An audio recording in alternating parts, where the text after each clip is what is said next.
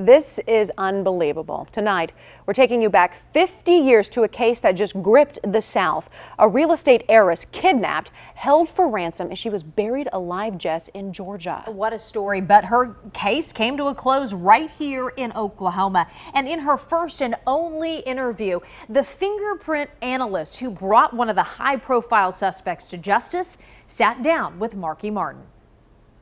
To do something that horrible to another person, I don't understand that. I guess for money. This is Jean Price now. And I think that is the sweetest picture.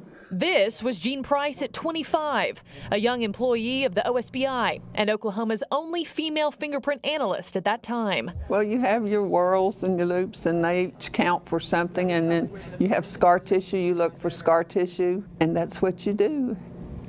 And it's been 50 years, so I've kind of forgotten a lot of that.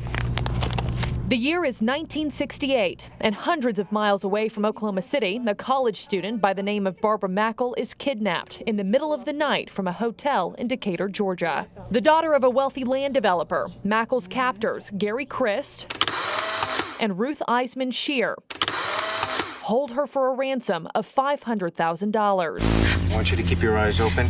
I want you to smile. This is for Daddy. The story turned into 2 television movies. Mackle was buried alive in a ventilated box for 3 days, underground with 1 light bulb, food, and water laced with sedatives.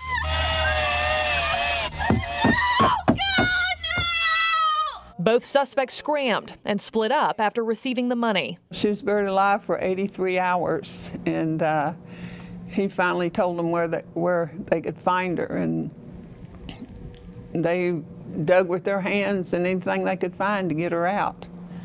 And she survived. Chris was arrested within days, but it was more of a hunt for Ruth. She was book smart but didn't have any common sense. Ruth escaped Georgia, hopping on board a bus that took her into hiding. And came to Oklahoma, to Norman, and applied for a job at Central State Hospital. And when you go to work for the hospital, you have to be fingerprinted in a background check.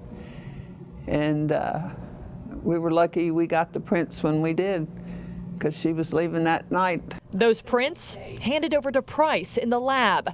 She then compared them to the partial prints found inside the suspect's getaway car. This one goes this way, and this one goes this way. And in minutes, she had a perfect match. How sure were you? Oh, I was sure.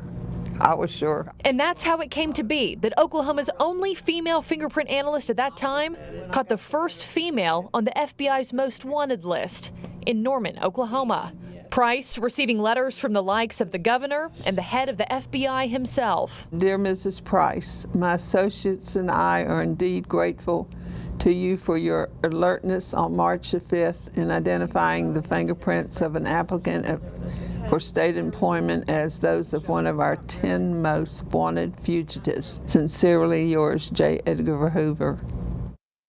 Of course, our thanks to Jean Price for that exclusive interview. Now, after her kidnapping, Barbara Mackle has been private about the ordeal. Gary Christ went on to become a doctor in Indiana. And Ruth Eisman Shear served her time and returned back to her native Honduras. We reached out to her online, but she has not returned a request for comment. Reporting in studio, Mackle Martin, KOCO 5 News.